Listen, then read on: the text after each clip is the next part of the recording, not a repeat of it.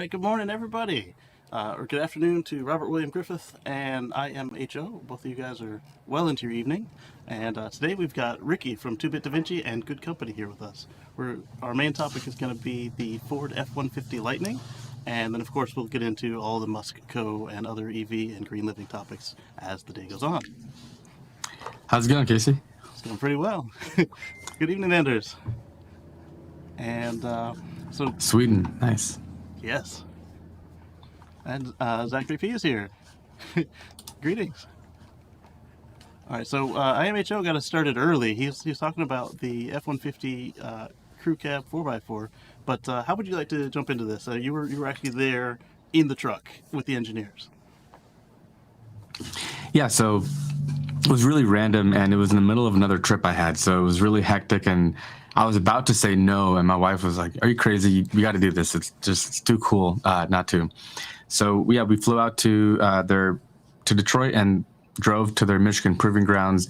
What was really cool is I drove one of their gas F-150s to and from the event. So it was like gas F-150 and then electric Lightning and then gas F-150. So it was a really good like back-to-back comparison. And the truck is really pretty amazing. I'm trying to read his comment here. So he says, the crew cab 4x4, 230 miles of range is 40,000, is less than the cheapest. And by the way, IMHO, that doesn't include the federal tax credit. So depending on where you live, it could be even cheaper than that. Now, I'm not sure when there he is. Hey. So I'm not sure when that version will be available, but it might not be in 2022. It might come a little bit later. It might be the more premium models up front.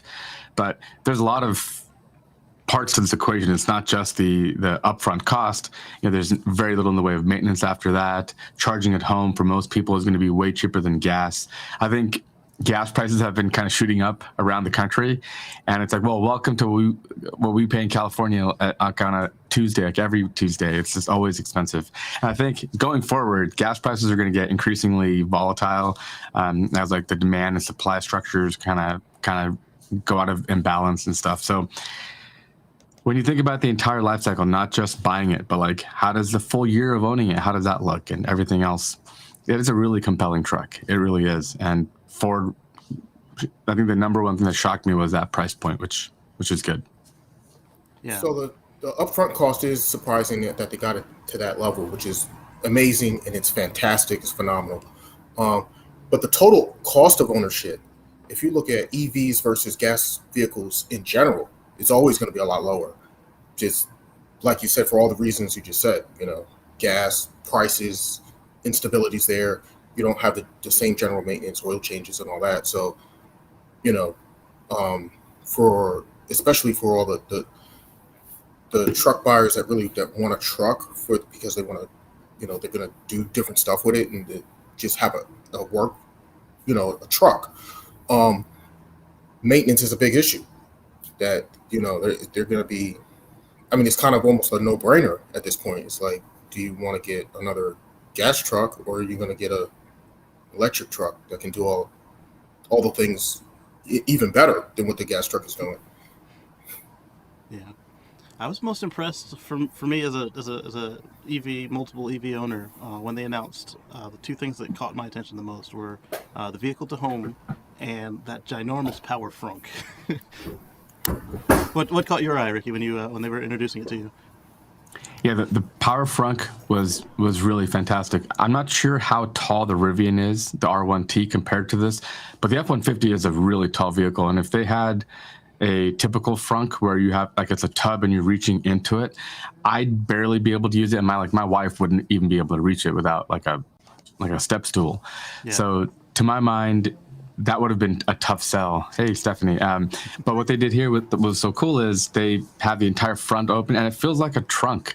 The lip between the opening and where the actual floor is like an inch or something, and anybody could load into this thing. And it's huge and 400 pounds of capacity, so it's really, really capable. You can use it for even like work site stuff. They're talking about like bags of concrete when it's raining. You don't want to mix concrete bags and water when it rains. And so now you have a place you can put it all. And when you're done, you just take the hose and spray it all out. It's really nicely designed and stuff. So the power frunk, I think, will be probably the biggest change for the average person. And I was telling the people at Ford, you guys made this truck look so close to the gas one. I bet you the first time your owners are going to have that conversation, like, what are you doing? What is this? We'll be at like their local Kroger or something where they're loading up groceries, and people are walk like, what the heck is this guy doing? You know, and where's your engine, kind of a thing. Short of that, like, as you're driving around, it just feels so typical. It just feels like a standard truck. You're not really going to get a ton of attention and stuff, which I think is kind of the point.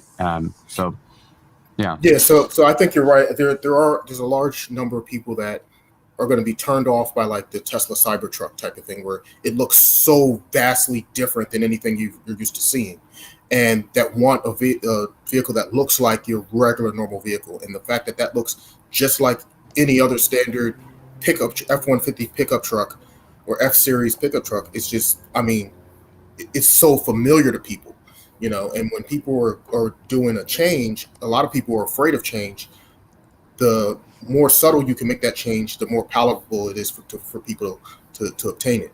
So the fact that it looks just like a normal truck is I was very impressed by that frunk, though. The sheer size of it, and like you said, how much they thought it out and how intuitive it is for it to open the way it does.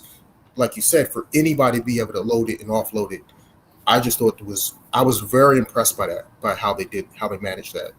Yeah. Zach brought up a good point on his video. He said that, normally with a truck, you've got two choices. You've got the open bed or you've got the cab. And with the cab, if you have stuff in there and somebody does the window peep, they smash your window and steal your stuff.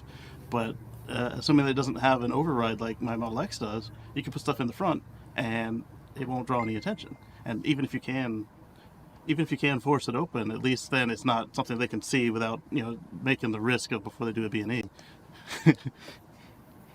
Yeah. Hey, Tara. Hey, what's up, y'all? Yeah, it's a good point, Zach.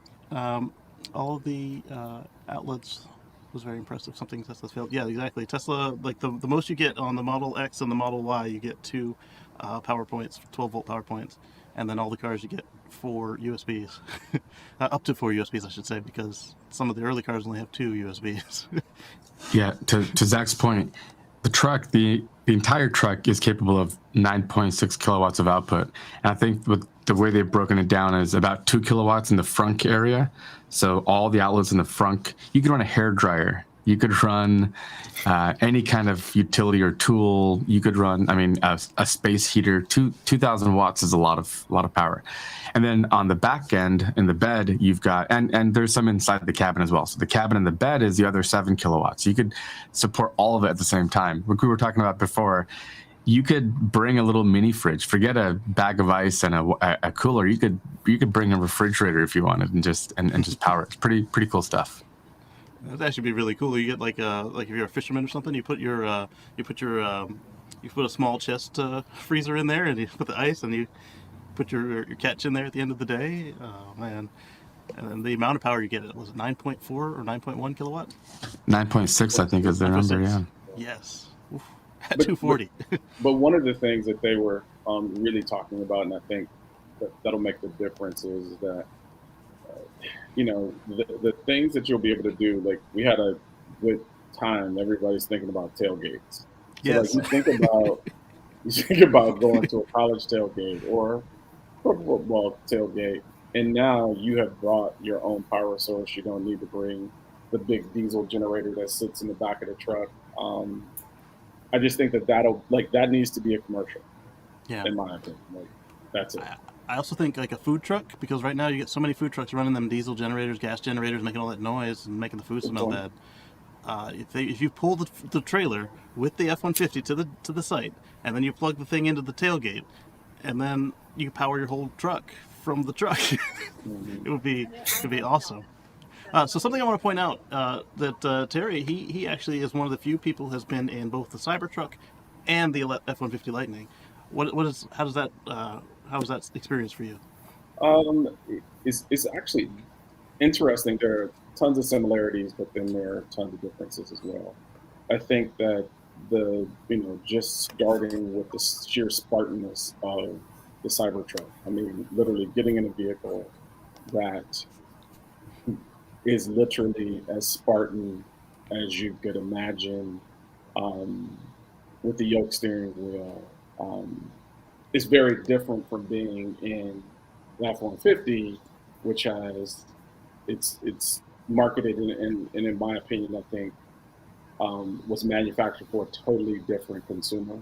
I think that the majority of folks who will buy Cybertruck um, are not necessarily truck owners currently. I think the majority of folks who are going to buy the Lightning are probably truck owners. That To makes that sense. point, one of the things that I think is the similarities 0 to 60, 0 to 80, instant torque. They're both. I mean, both vehicles are as fast as a Porsche. You think about it. Like that's incredible moving that amount of weight. Um, the room that you have, surprisingly, the way that Cybertruck was engineered, the roominess that you have in it, that you feel is just, it's it's kind of like it catches you off guard because you don't think that it's going to be that roomy with that wedge shape, but it actually has a lot of room in it. I think that at the Cybertruck launch, they talked a lot about adding features that would make it more utilitarian. And then you think about what Ford has done, contrasting that. I think that there's been a lot of conversation about being able to have Cybertruck with a lot of utilitarian assets in it. But I think that, fast tracking, to me, what Ford has done that's pretty amazing is literally building a vehicle in a very short window of time and then being able to add all of those different features. Like the best marketing tool that could have ever happened was, unfortunately, the storm that hit Texas, because all of those folks that were plugging in refrigerators, lights, and heaters into the bed of their F-150 Hybrid. hybrids. Hmm. I mean, yeah, all of those folks will now begin to think about the Lightning. But I just think that there are a lot of similarities, but a lot of differences, and I think the consumer market is going to be different as well. Yeah. One thing I really liked was when Ricky was describing with the 1,800 pounds of battery on the bottom of the truck does versus his experience in the hybrid that they put him in to get there. Yeah. Yeah, the driving dynamics are completely different. Anybody who has driven electric vehicles can kind of attest to it, and people who haven't are going to be really surprised by this. So Kacey has a Model X. It's a big, heavy car, but it doesn't feel like it, especially as you're turning, because the center of gravity is so low that body sway is very limited. The higher your center of gravity is, it's kind of like a moment arm. You can imagine how much more it'll swing. It's like a really huge ship in the ocean versus a little sailboat that's just rocking and rocking. And that was kind of the analogy that I drew to driving the F-150 gas truck is taking high-speed turns or like changing lanes when you're on the freeway. It felt like you were on a boat. It just, there's so much body sway. And it's not that the car is not well designed in terms of the suspension. It's just you're dealing with a huge amount of mass. And when you have a gas engine, that's like a 500-pound like spot mass in the front of the car that you're constantly competing with nosedives and everything else. When you go EV, things get really simple. They have two motors that are inboard of the wheels, like in the chassis of the floor, on their little ladder platform, and the batteries go in between as well. So everything is below your feet. The rest of the truck, I don't know if they got into any kind of weight reduction strategies, but typically with what EV people will do is you go aluminum or you'll mix up, and I think the Ford is already an aluminum, largely structure anyway, and high strength steel. So you just do what you can to keep the stuff that goes higher and higher, lighter and lighter, and keep that center of gravity low. That center of gravity. Yeah, and as a result, Terry and I both drove with their chief engineer, Linda Zhang, and we were on their high-speed track, and she's going like 80 miles an hour. I think we were going almost 90 miles an hour at one point. She's just doing like really quick flicks of the wrist to like do high-speed lane changes, and it felt like a video game. It felt like my Model 3 more than it did like the gas truck. I would have felt like first you move it, and then the sway rolls in, and you feel like you're gonna flip the truck over. Substantially different. So anybody who enjoys the art of driving, which I think if you buy a truck, maybe this isn't that important. That's why I think it depends on who you are. But if you love driving like a sports sedan, like I've always been a sports sedan enthusiast, you'll love it. It's way better, more improved. But what's probably even more telling is the transmission. I've always said it's not. I'm not a fan of gas engines, but I'm really not a fan of gas engine transmissions. The transmissions are what make driving gas cars terrible. And the Ford I was driving had a 10-speed, and every time you move your accelerator pedal, your right foot, even an inch, maybe you caught the car is just shifting gears over. Like it goes from 4th to 7th to 9th to 5th, and it's just all over the map, trying to find this ideal, perfect sweet spot where you have max torque and efficiency and power, and it's all just so fleeting on a gas engine. Whereas on an electric motor, it's like from the minute, from 0 RPM to like 17,000 RPM, it's solid, which is game changing. So in my video that I made, I was trying to appeal not to like my average electric vehicle fan. Some of them were like, "Oh, Ford paid you." It's like, no, I talked a lot of trash about their million gas trucks they make. I don't think they would want someone to do that. But the people who drive gasoline trucks, I was hoping that they could get excited about it, because they should be. I think they still think of like the EV1, all these little dinky, little small, compromised electric vehicles. The minute people start driving F-150s and Cybertrucks and Model X's and Rivians, that will go away. Like in the next couple of years, no one's going to think, you know what, I'd rather have the gas one because I need that power. People still have this illusion or this idea that electric motors are somehow inferior, when what they're really thinking is that, you know, my Tesla has a 75 kilowatt hour battery pack. That's the equivalent of like 2.5 gallons of gasoline, which is so little. Like, what you like is not the gas engine, it's the fuel, the high energy density of gasoline. Gasoline engines are terrible in pretty much every way. They're incredibly fickle. Like, they're just controlled explosions 4,000 or 5,000 times a minute. I mean, we've gotten this far with them, but we'll look back and no one's going to miss them when we have electric vehicles. The batteries are probably where people's concerns are, but there too, I think Ford's going to do a pretty good job and control it, because they put these trucks through the same test rigors that they do any other truck they make, which means they're endurance testing them, high temperatures, low temperatures. They drive these things like -40. And so one thing I think Ford has the pressure of that Tesla doesn't. Like, my Tesla is off by like 50 miles from what they told me I'll get and what I'm getting, right? Yeah. I should be mad, but I'm not, because it's fun. I don't know why, but I think Tesla almost gets away with it because their cars are so radically different. My car goes 0 to 60 in 3 seconds. You know, it's faster than like Porsches and stuff. So I kind of forgive them for it. But I think Ford knows their buyers. If you tell them I'm going to get 300 miles, and then they go out and they're driving and they're like, I've gone 200 miles and it's telling me to go charge, what gives? They'll be pissed. So I think Ford is going to be really conservative. Like, when they say 300 miles, I think you're going to be able to go further on a good day, and you're going to get 300 pretty consistently. Kind of the Porsche Taycan. The Taycan claims 200 miles of range, and I know like 4 or 5 owners who've told me they can easily go 280 miles plus without charging. But Porsche was thinking, look, our guys are going to drive these cars hard, and when they do, we should get close to 200 and they'll be happy. And if they're just cruising on the freeway and they get 300, they'll love us. And that's the better approach to take. Absolutely. You should have seen Stephanie's face when you said that. It's true though. Tesla owners should be so forgiving. Like, if we can't turn 325, should be 325. But Well, if you drive the test circuit, it is. I think it's So under ideal conditions, you'll get that. Right. But the thing is, I think like Ricky's point is like, well, if you under promise and over deliver, people are going to be much happier with you than if you're just giving them the optimal. Well, this is what's possible. Well, yeah, that's possible, but that's not typical. So what am I typically going to be getting? Right. That's, you know. And you always have the option to put less miles than you got on the test on your sticker. You don't have to put the maximum. Yeah. Right. I think Ford's going to change it. They've watched Tesla, and I think they took a lot of information from Rivian, as we discussed. I think they took the information from Rivian, but they've watched the actual market. Once Elon cornered the market, they watched it and then they adjusted.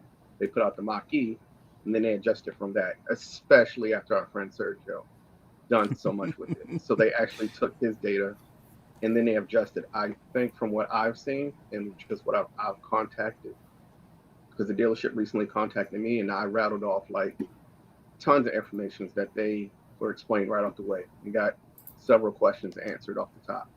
So I think they're going to actively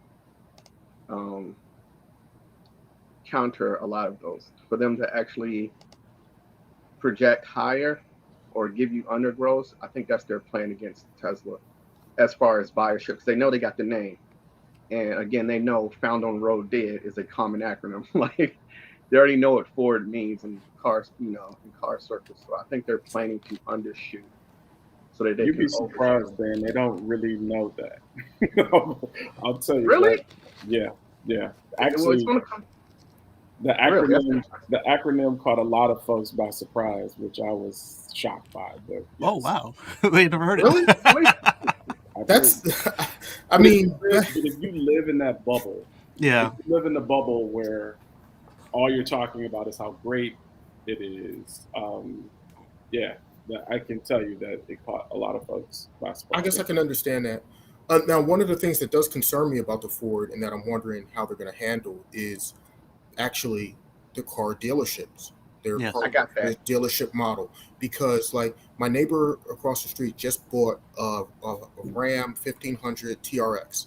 It's got the Hellcat engine in it. It's, souped up, badass vehicle. Great. However, he had to go shopping around to like 6 different dealerships to find one that would sell it to him at like MSRP, because all of them were marking the price up because of the demand by like literally 20 to 30 grand.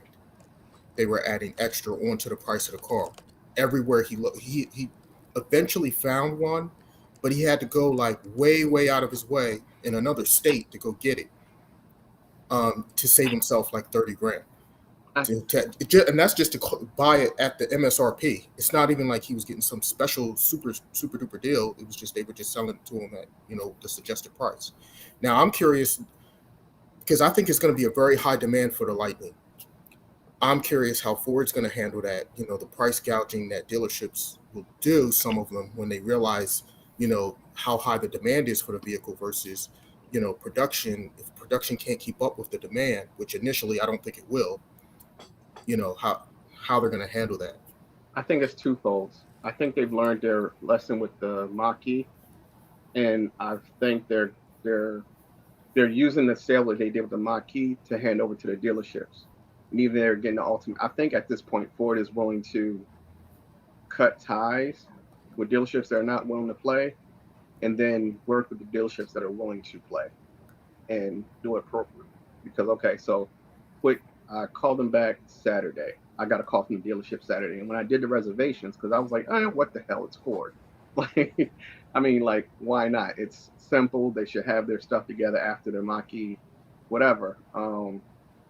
They let you pick where you want delivered at. I put the dealership that I've taken my hybrid to because I didn't trust no other run-of-the-mill mechanic to deal with a hybrid and the battery system. And they said, hey, we're confirming with you. They gave me all of the regular names. I was like, are y'all familiar with being able to charge you all electric? So it was like the lady, she was like, yeah, we know about the Mach-E. She's like, we had the C-Max Ford.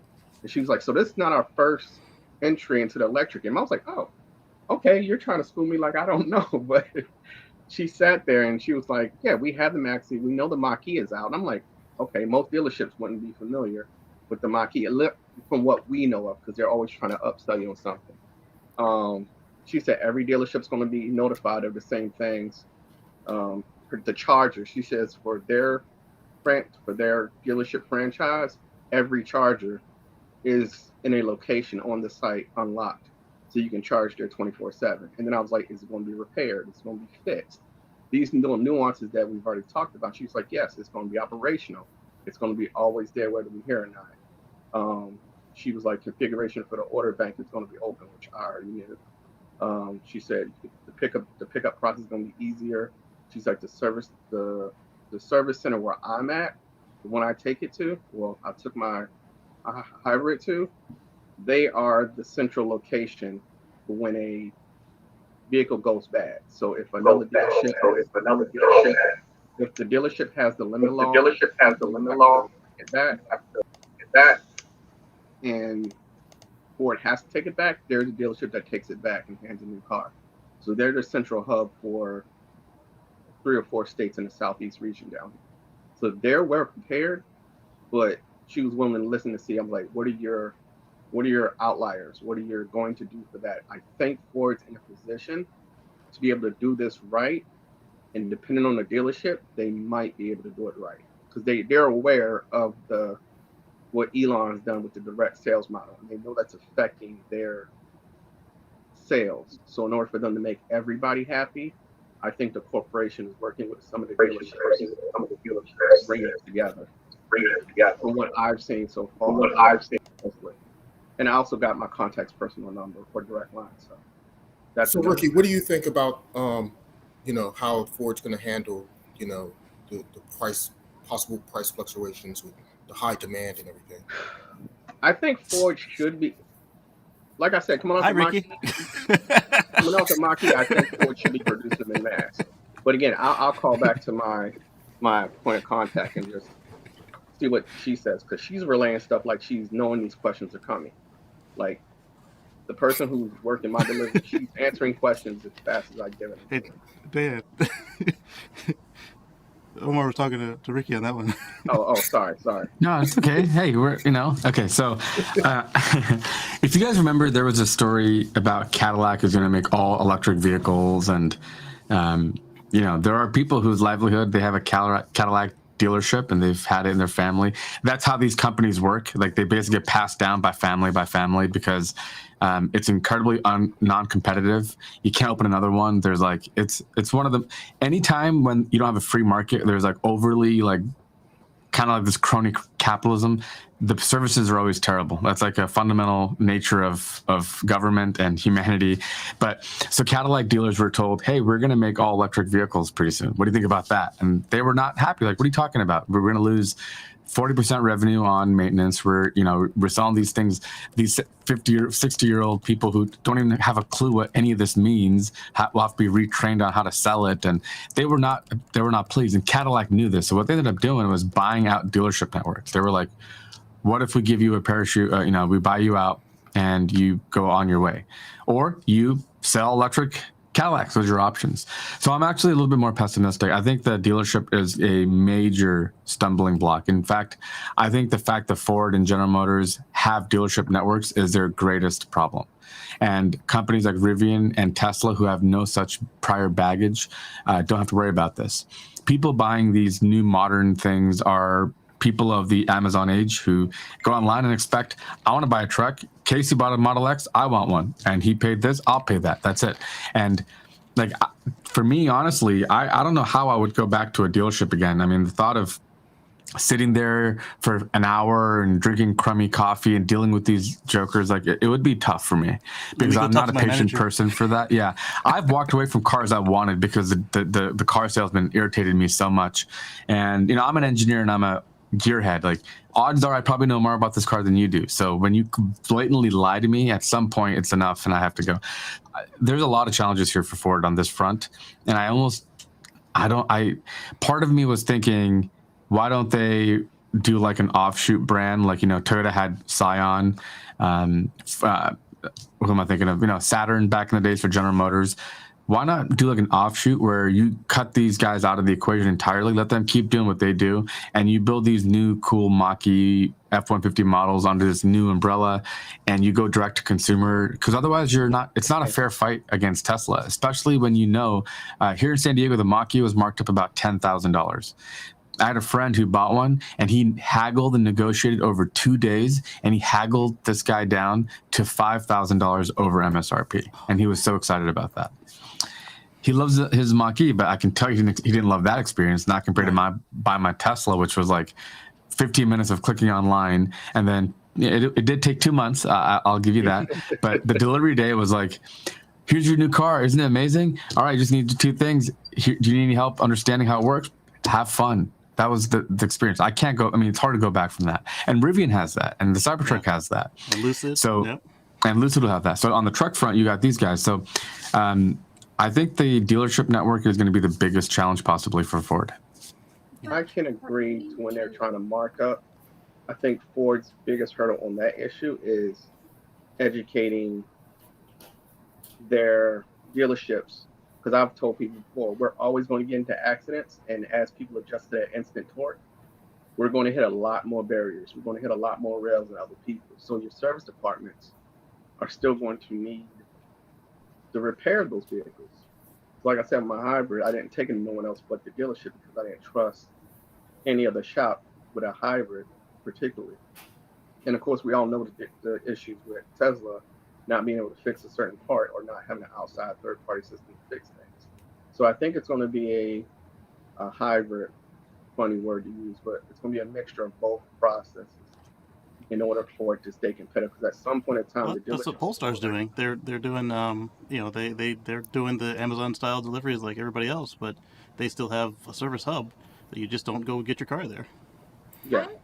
I actually think that Ford could really change like the inclusivity of the purchasing an EV experience. So I actually like that there's the dealership involved in it, not factoring in like the price gouging or anything like that. But I think that if you think about it in terms of banking, there's a huge segment of the population that is only doing everything online, right? They pay their bills online, they never go into a branch.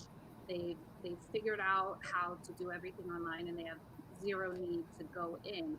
But then there's also a huge segment of the population that can't fathom switching it up and changing it, and they want to have somebody in person. They want to have a dealership in their neighborhood that if they hear something, they can go in and talk to a familiar face. And so I actually kind of like that there is this like alternative to the way that Tesla's doing it, and there's not just like Ford isn't like, well, they've done it this way, so let's go into this market. I think having the dealerships is, especially when, at least in my mind, the people who are going to be buying the Lightning, it's different than what I think of as like the Tesla consumers. I think they will like the dealership experience as long as the people at the dealership are knowledgeable and are giving them like consistently reliable information. So Yeah, that's Well, true. And I don't have a problem particularly with a dealership. Like Tesla has showrooms, and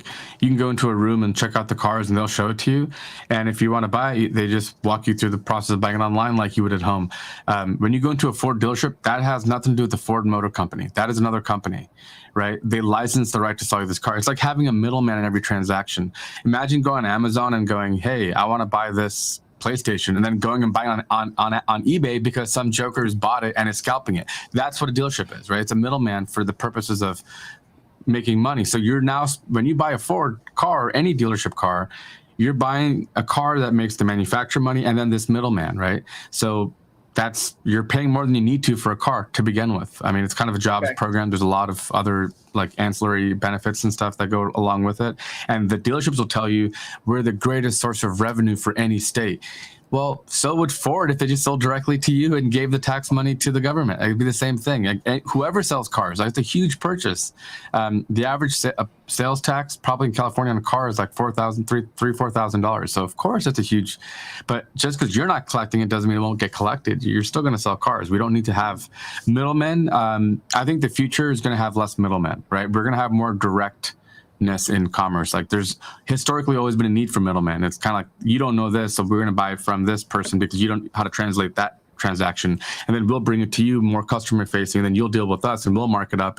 But now it's Amazon. Like, I want that, click, bring it to me. That's it. Like, end of conversation. So I'm not opposed to physical locations, but the third party aspect is the problem, I think. Yeah. Right. So I'm not against dealerships in general, and I think that there's a there is a need for that. And like to Stephanie's point, yes, people love the familiar face and somebody you can talk to, and you can bring it in, and it's local, and it's there and everything. And I think for the service side of things, you end up with a better experience that way. However, for the sales side of things and buying things, I think eventually, cutting out the middleman is going to be the way to go. I think it's a hybrid of both, and this is why I say this: when we're thinking of an ICE car from an ICE company being sold at a ICE dealership. One thing I noticed is with Ford allows you to reserve online, and you're going to pick up at that dealership. The dealership has nothing to do with your purchasing process. So all the dealership is if you have questions, because the people who are reserving this Ford are most likely new entry people into the market. And see, that was my first concern when they called me and they confirmed, we're your dealership, X, Y, and Z, da, da, da, da. So if Ford is my direct sales, however, I am picking it up from the dealership, then if that dealership wants to continue doing business with Ford as their licensee and everything else, then they'll make sure the process is wrong, because the last thing Ford will need now is that publicity saying is you can't compete on the level of Tesla, like your friend Ricky, where he had to go through several different states. Ford's at this position where they have to listen to those early adopters, because the last thing they need is a more rift in between that EV space. I looked up the business model between the dealerships and the actual corporations, and I believe back in, correct me if I'm wrong, if anybody knows the automotive area better than me, the dealerships were the middle people because they couldn't get it directly to the consumers fast enough or something like that case. I used to sell cars. So the dealerships, they provided the service in that the manufacturer could put their whole output and get it off the books really quickly, and so that you didn't have to keep that. And so when you're a new manufacturer, having all that inventory is kind of detrimental when people are looking at your stock. So there's that. So Twa brings up a good question about how long you could run the energy off the EV as a generator. Would they say average 3 days, Ricky and Travis?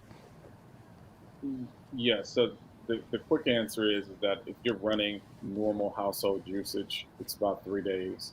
If you are moderately utilizing essential items, you could go up to 10, depending on the size of your house, depending on how much usage you have. But I'll really quickly close the loop on the dealership model.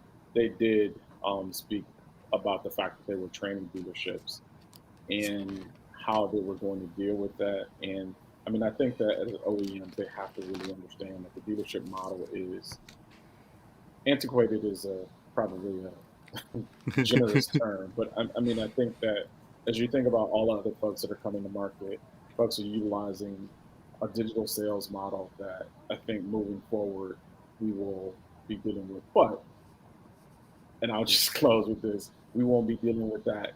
The window for us to deal with electric vehicles and sales is going to be crazy small.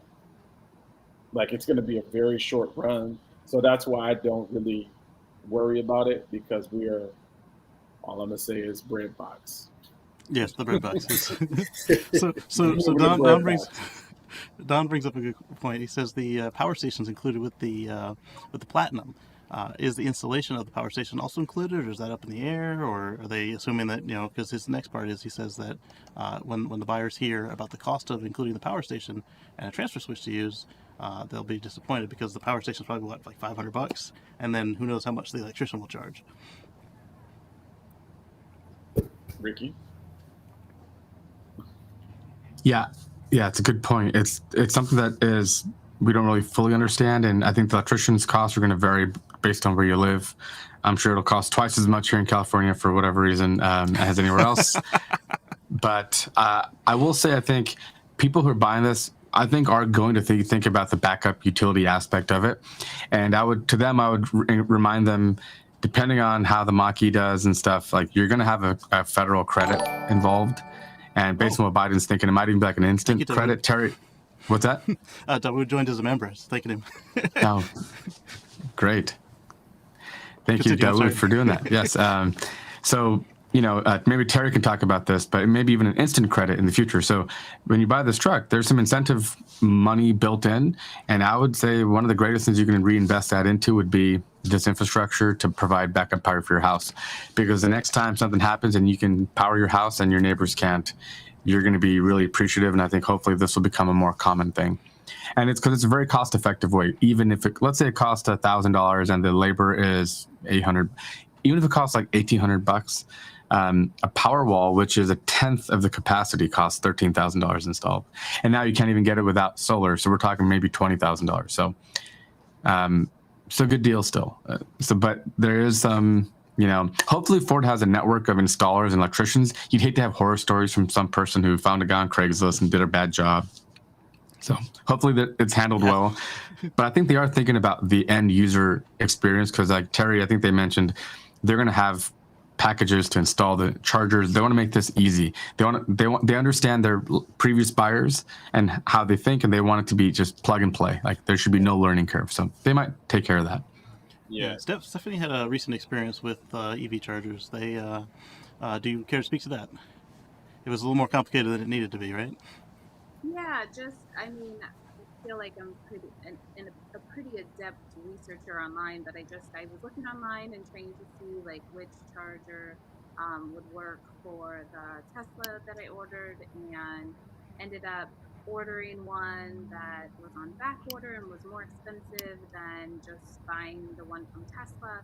Um, and then trying to cancel the order, it was more of a headache than I thought it should be, and I just felt like it should be more streamlined. Like if it all could just be included in the package, I think that would be great, especially if there's going to be incentives for people. I think that would help, because anything additional like that they need to do for their checklist to get ready, I think it just creates more of a like, I'll stick to my usual comfort zone and not try to have all these extra, like, okay, I need an electrician to come out and do these things. But yeah, it was just, I'm pretty sure I made the experience harder than it had to be. I should have just used my resources and asked Kacey and Omar and everyone else, but I didn't. So I'm still waiting for my order to be processed so I can cancel and just get the Tesla one. But, So David brings up a good point about the wind temperature, the wind and temperature making a change in the way that the car estimates range and the actual ability to get energy out of the battery pack. I would say that the same as um, an ice machine where the gas prices go up and down, so it determines how much it costs to actually put money in your tank, and the aerodynamics of um, actually traveling. So whereas the similarities I'm seeing is if the wind and the temperature would affect your range on a EV, then for me, the gas prices and drafting or hypermiling is what makes a difference on my range or my MPG for an ice machine. So to me, it's because of that two problem part. And same here, it's why I walked away because of the salesman too. But I think I it's mean, a part I can scenario. speak to that about the salesman part. Yeah, But I had go ahead, to. Dan. No, I've walked away from salesman too. That's I understand what everybody's saying about the salesman, and but Salesman is one of the yeah, reasons why I bought my first but Tesla. Is but we've because I talked went about into it. BMW looking for the i3, and the experience that I had at the BMW dealership was so bad. I vowed to never buy a BMW But again, see, and here's or the buy thing. one. Period. Ever. Yeah, Actually, I've, never owned one. I I've just had vowed never to buy one, I and think I yeah, I've went had one Tesla or two instead. customers walk away from me, and then about 3 or 4 walk away from my manager's tactics, and but others where the manager saved the deal because the person just preferred their style than mine. but see, this is what I think is going to change. Audi is known for its great customer service through the dealership. So I think um, again, we're looking at two different aspects, and our brains are wired for the negative aspects of actually what the dealership is, and then as Travis has told us plenty of times, we're used to being super technical when people just say, I like it. So, well, it's a Ford, I'll get it. But that's what my mindset went in as to how the dealership is going to affect these people who are just buying it because it's a Ford. So if they go and find any of these issues, it's like, this is not electric, so don't go away. But it's more of that process with me too. So, But back to the topic of what David was talking about with the range and energy availability. The cold air is going to make the car have to heat itself up more. It's going to make the air more dense that you got to fight through. It's going to make the tires less flexible and that sort of thing. And you'll see it on your fossil vehicles as well. But because, as Ricky pointed out, you're working with up to 3 gallons of gasoline worth of energy on an electric car. How far can you go in your gas car with three gallons of gas, and you notice it? And it's the same Well, situation here. Go ahead, well, Travis. one of the reasons that folks are getting more range than is actually stated on the paperwork is that because they actually spent quite a bit of time, it's not just wind and temperature that are going to affect range, but it's wind, temperature, altitude, and incline. And so the idea is that they're taking the teams that are dealing with this from a software perspective have taken all those things into consideration. And so the idea is that it feels like from the conversations that we were having with them, um, they were lowballing it so that folks would be, as we discussed, like, hey, this is what you're going to get for sure, and if you get more than this, and now if you're talking about folks who are talking, like I know folks that have gotten 300 miles of range on a Mach-E, and so the idea is that it far exceeds what they thought they were going to get. So they're ecstatic and over the moon. And I think one of the things that we will begin to see, there is a train of thought in the mobility industry that as charging, two things are happening. One, we're moving away from the early adopter segment. So early adopters would go into dealerships and, whether they were getting a Nissan Leaf, a Tesla, any of the other vehicles that were available, they knew almost everything about it. They had researched backwards and forwards, and they absolutely knew more than the salesman more times than not. However, as we move into the general market space where we're literally getting John Doe, who's used to driving his gas, whatever vehicle, into an electric vehicle, it has to be a lot more ubiquitous. It has to be a lot more straightforward. And we can't get into like kilowatts per hour and rates of charge. Folks are not that's not going to sell vehicles. The second thing that's coming up that I think, the range. So we see a couple of auto manufacturers who are increasing. Like you see, the Plaid Model S is, estimated to get 502 miles per charge. But the idea is that you're also beginning to see 250 to 350 be in that range. And the reason why this is important, and the reason why this is being something that's being accelerated, is because we needed more range when there were less chargers. Omar, you understood, you have driven from New Jersey down to the Keys, and you needed more range when there were less chargers. The more chargers you have and the more charging as a whole becomes ubiquitous, not in the way that gas stations are there, but just overall, when there's more access to more charging. Right now, you have EVgo, Electrify America, Tesla, Blink, any number of networks on the West Coast. The idea is charging is becoming more and more frequent and more. And we have a president that's saying, "I want to put 500,000 charging stations across the country." The idea with that is that you don't need 500 miles of range in a normal situation. With the average driver driving 25 to 35 miles a day, like average driver, having 502 miles is great, but if you have a charger at home and then you go to work and at your office or wherever you work, there's a charger and you can actually replenish the rate or the miles that you lost driving to work. And when you get home, you've only, like the idea is charging and range will become very different in the near future, because if they can make more energy dense batteries and sell those for cheaper prices, it will actually move more volume and you'll see more people in the EVs. Absolutely, I agree with you wholeheartedly. One of the things that I've noticed over the years, because I've been driving electric now for a good 7 years, is that with road trips it has become a lot easier. There's a lot more options because there's a lot more charging, to the point where I don't even really think about it. My first road trip I took, I was planning out and looking at where the charging stations are and where I need to charge it. Between this spot and this spot, do I need to charge up all the way versus just charging up halfway or whatever? So I was planning out my trip that way. Now I don't even really have to think about it. It's become so much easier, where it's just, all right, just put in the nav, let's go. Yeah, we're so And we're spoiled off. today. Just put in the map and just follow the map.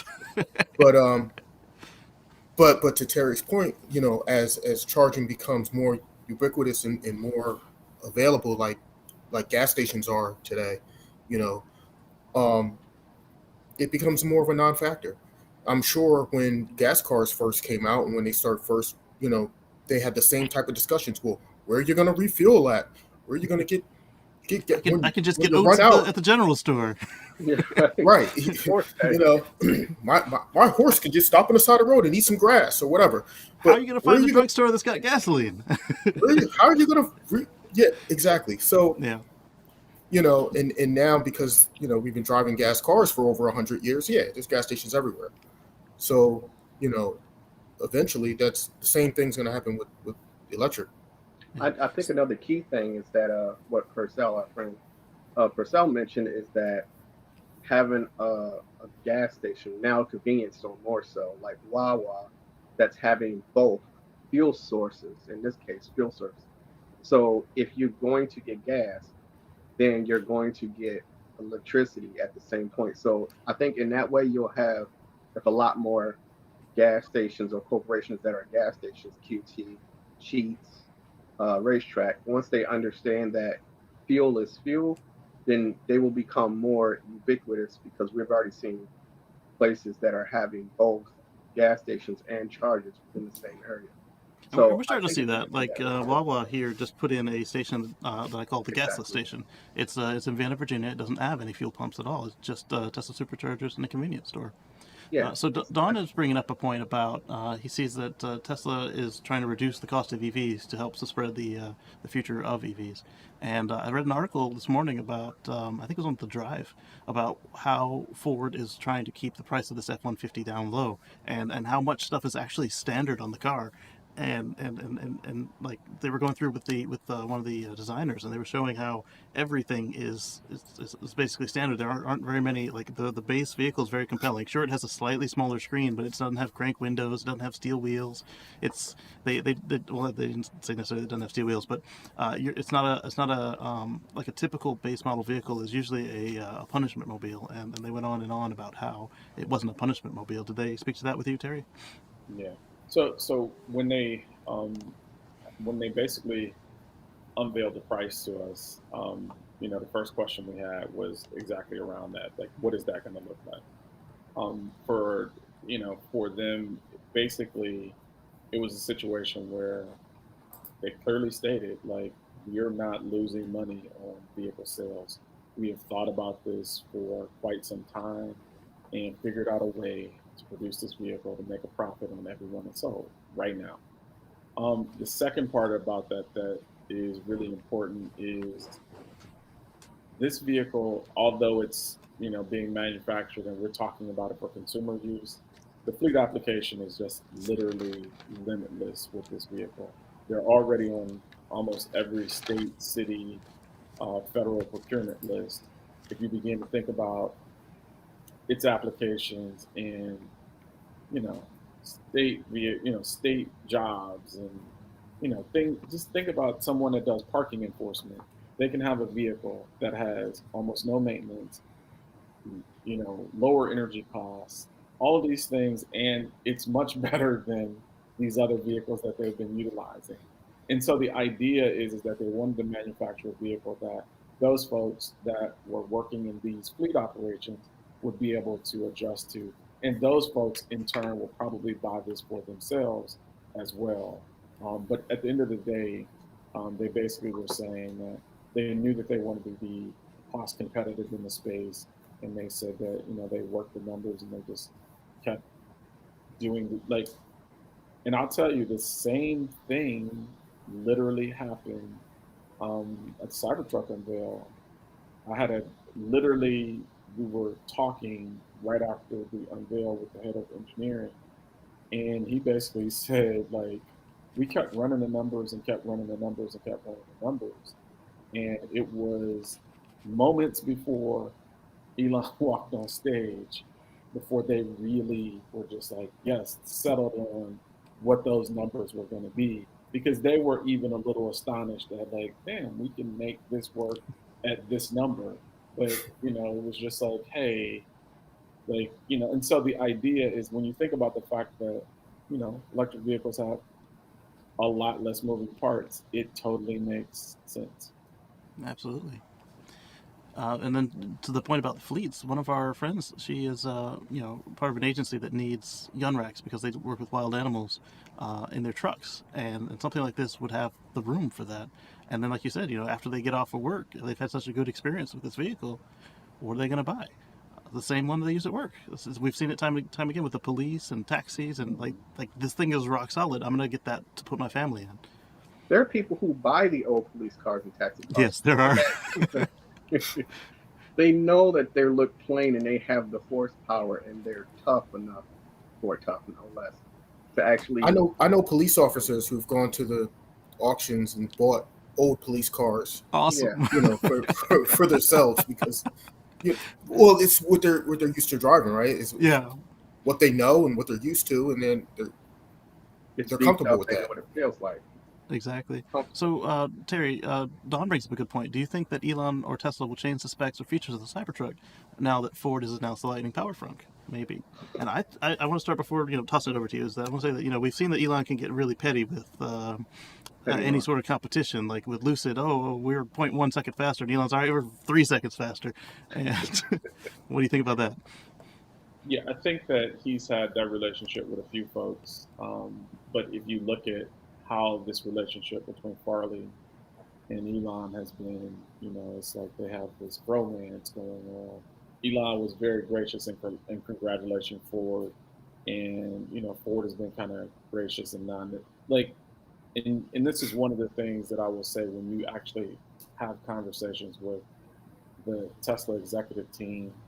It's not Tesla versus whomever. It is really Tesla versus fossil fuel. And so the idea is that with Lucid, there's a different situation. It's just a different situation. So I understand a little bit better why the Lucid situation is very different than the Ford situation.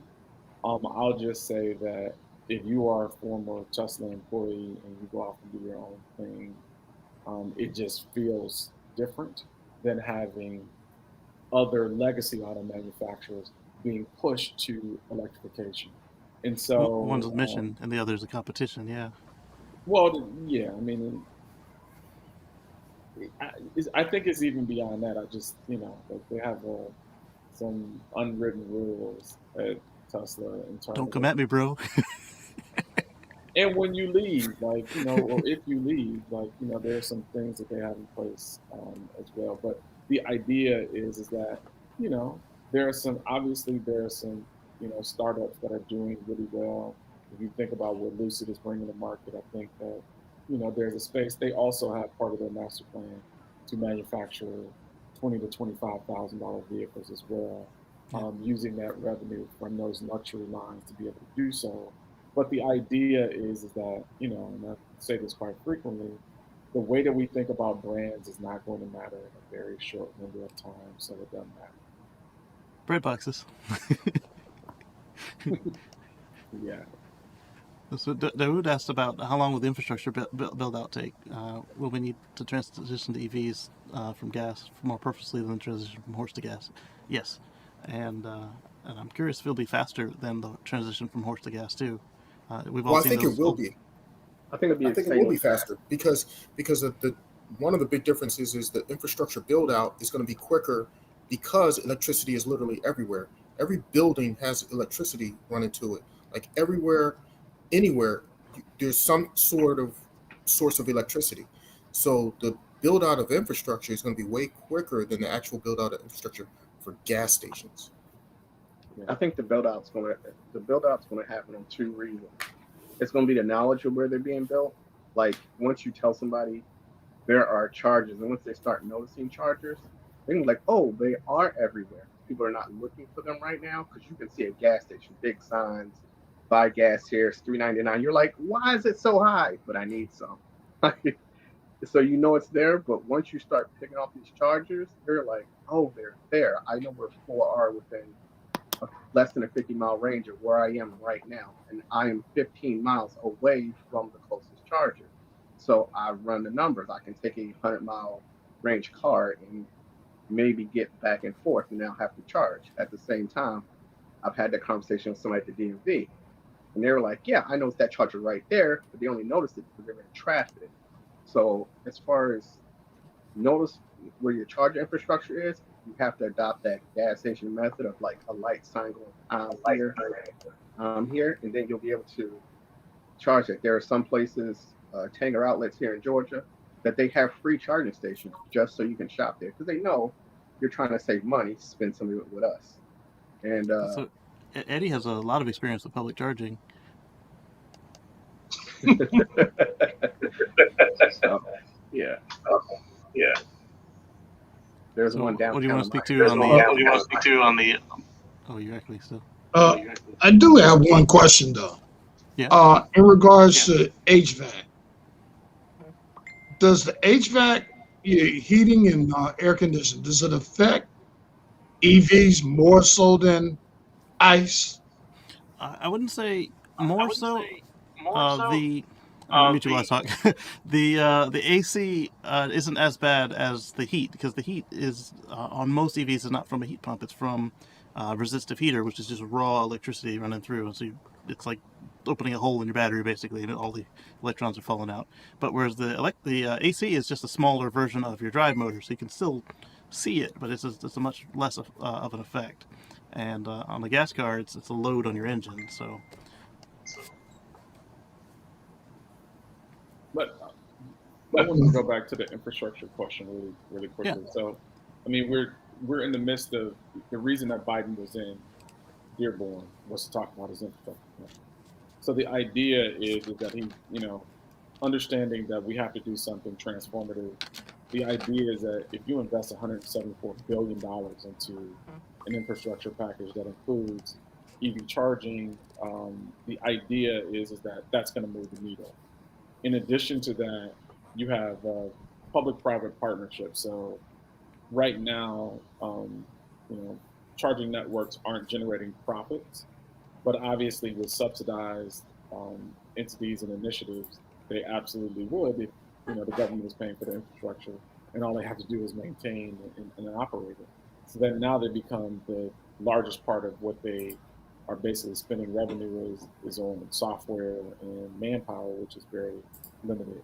The idea, some of the projects that we work on outside of this are like innovative strategies. So we're working on a project in Orlando that takes charging infrastructure and looks at it through a different lens. So the idea is that traditionally folks have thought about charging infrastructure in like, oh, I pull my car up here and I plug it in and it charges. That's actually inefficient because what happens is that if there are no vehicles charging there and you have underutilization, it takes longer to recoup your initial investment. So essentially what we have, we have a project that we're partnered with on a number of cities. So we're working with 25 cities across the country. In Orlando, collaboratively, we came up with this idea, and we're doing a few other markets as well. But the idea is a charging hub, and the charging hub will essentially serve the needs of TNCs or rideshare drivers who are, operating in the Orlando market. Personal light duty vehicles, so any of us that are driving through that market. Micromobility, so e-bikes and scooters. Mass transit, so now the transit authority that operates in that market will be able to charge its buses there. And then school buses will be able to not only charge, but then if you have peak loads, let's just say you have 25 or 24 stalls, and all of a sudden, all of those stalls are being utilized, and you're using solar canopies to actually generate some of that power, but you want to actually save and make sure that it's distributed in a way that is economical. You can actually pull those school buses there when they drop kids off at 8 in the morning, and between the time that they pick them up at 2:30 in the afternoon, and you can use the energy from those school buses to actually power those charging stations.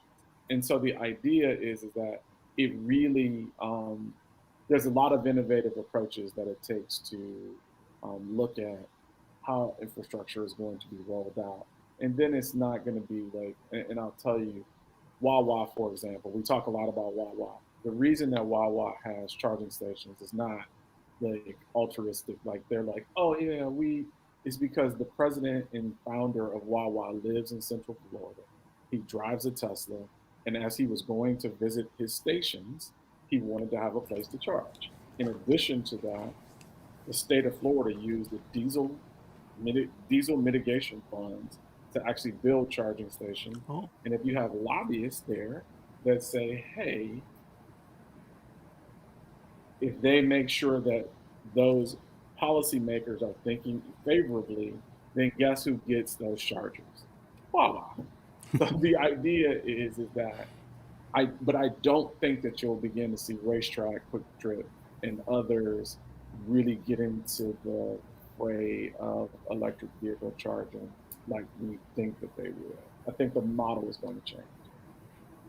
yeah. So like a charging oasis rather than like a what they call the travel Exactly. depots. Like you get the different ones for the toll plazas than the local neighborhood station, and those ones Well, stay yeah, utilized. one thing I wanted to add to that, and one of the reasons why this is really important is that so as we know, gentrification is happening in all across the country, and what we know is that particularly those under-resourced, underserved, underrepresented communities literally don't have charging. They're charging deserts. But now, as we see gentrification happening in DC, Miami, Atlanta and LA and all of these other markets, you're having folks that typically would drive an electric vehicle moving back into the city. Their homes and their neighborhoods can't handle the load. So now you have to basically do grid modernization. So some of the work that's being done is around grid modernization and actually upgrading the transformers so that you can't, like, what people don't realize is that you can't just throw up a fast charger just because you think that this is a good location. There has Right. to be grid modernization, and the grid has to be able to carry that load. And more times than not, if you're looking at a neighborhood where the grid is 50 years old, it's not going to be compatible. So you're going to have to do grid modernization. It's a reason that when you look at Electrify America's network, they're all at Targets and Walmarts, which are all places that are less than 10 years old because the infrastructure and the transformers that are there can handle that load. So Yeah. there's a lot more that goes to it than just looking at this from the vantage point of sticking infrastructure where folks think it makes the most sense. And you bring up a good point with that too, because a lot of the places that people have home charging either have survived the transition to air conditioning, or they're like you mentioned, they're new, and so the new places already have the right equipment. But the ones that have had transition to indoor air conditioning for like everybody, not just some people or the window units, they had to beef up the system to handle that load of everybody's whole home air conditioning at minimum of 3.3 kilowatts. And then Well, lastly, yes, it's the spikes that they have to be able to handle, right? And Yeah. the huge spikes for the air conditioning, for example, is on a really hot day, everybody's kicking on at the same time. So it's got to be able to handle that. And you know, if the la- charging infrastructure is built out to handle that, then it can handle charging a car. lastly, I'll just kind of say I think policy is going to drive a lot of this as well. So 3 years ago, Atlanta was the city under Mayor Reed. Atlanta was the first city or the first major city in the country to actually implement um, EV make ready ordinance. And so essentially, what happens is that any new construction, residential construction and commercial, has to have 20% of that parking be make EV make ready, meaning that the conduit is there.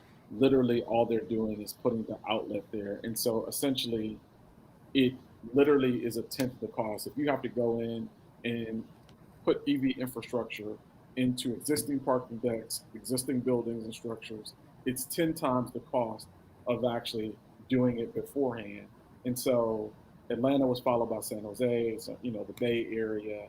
The more progressive cities in this conversation began to pass those ordinances, and you're seeing more do this. And so now it doesn't mean that every parking space will have EV charging, but what it does mean is that every new construction will have 20% of those parking spaces where it will take $20 to put a a charging station there. And so the idea is that as we see more of that happen, you'll see, and obviously that balances out with the influx of EVs that are coming to market as well. And that's a good point. You know, if you put in a conduit while you're doing the construction, you don't have to wire it. You don't have to put the EV station there. But if you have the conduit, later on when you decide you do want to wire it up for a station, you just blow some wire through, or you open the conduit, or you just push it, depending on how you've configured it. But it's a lot easier to push it through a pipe that already exists than to go and, you know, core cut your concrete over again and have to re-pour and deal with all that. Yeah, Dawood says it sounds like green jobs. Absolutely, it's green jobs. Yeah, Absolutely. they won't. And then Robert William brings up a point that the electric companies want to have control of the charger over there, and not just there. I mean, a lot of these electric companies are not the ones that aren't co-ops. They're government-sponsored monopolies, and they don't want to lose any dime. They don't have to. Yeah. There's a town not too far from me where the city itself actually has their own electric. They are their own electric company, so it's city owned. And in this particular township, they will not approve um, any home solar projects that are over a certain amount of kilowatts, no matter what your usage is. So they limit you because they don't want to lose out on the money that you're paying them. Mm-hmm.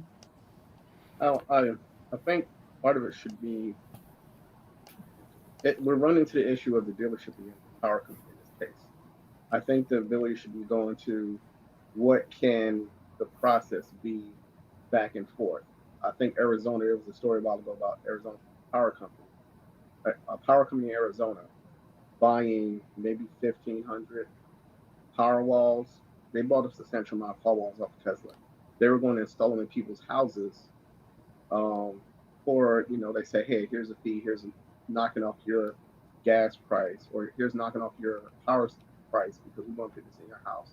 Well, the sole purpose of when the power grid goes down, they can pull from these battery packs in this house while leaving some of the juice for those people who volunteered to have those packs installed in their house.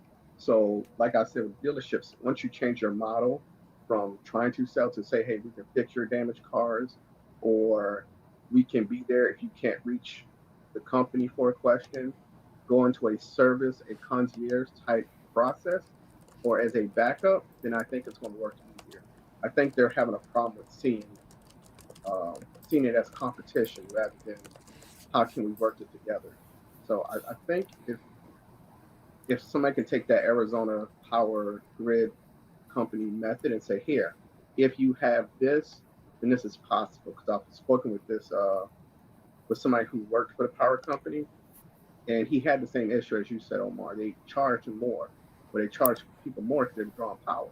But then it came with my head: if we have power wall systems, if we have the ability to store our electricity, what if we get credits? If we can get those credits to the people who are in underserved countries, or not countries, underserved communities, and say they have a hard time paying their bill, then if I'm able to gift them my credits for Christmas, then that helps them. So I think if we can get to that little sweet spot to where we're taking the benefits of what we have, and so if I'm outputting $17 more than I would normally take in, then I can credit that to somebody else in the system. Well, Dan, I think that's an interesting idea. One of the things that I think about when I think about like Tesla power walls and stuff like that is load balancing on the grid. Yeah. So the thing about it is like during peak times when you have like those big power surges where everybody wants to hit it at the same time. Like let's say it's a super hot day, it's 100 degrees out, now everybody's using their air conditionings all at the same time. The thing about having battery storage is that you can actually kind of do some load balancing on the grid and actually allow the power wall to supplement some of that power so that it's less of a load on the grid, and then it helps with the infrastructure as a whole. Yeah. And that's one of the advantages that I think that a power wall or something like that has over, let's say, the Ford F-150 Lightning, because you don't know when that truck is going to be plugged in to have that power available, because somebody, it's a truck. You drive it away. Whereas with the Powerwall, it's always connected to that build. You know where that is. You know it's always connected. It's always there. It's got a cell connection, and if the user's already authorized, 6 kilowatt hours of available play, they know that they can use that for dispatch or load sync. I mean, they need to start looking at us, as David says, instead of competition, looking at us as competition, they do look at us as partners. Because, like my power company in South Carolina is trying to do, as Robert Williams is saying, they're trying to tax us per panel.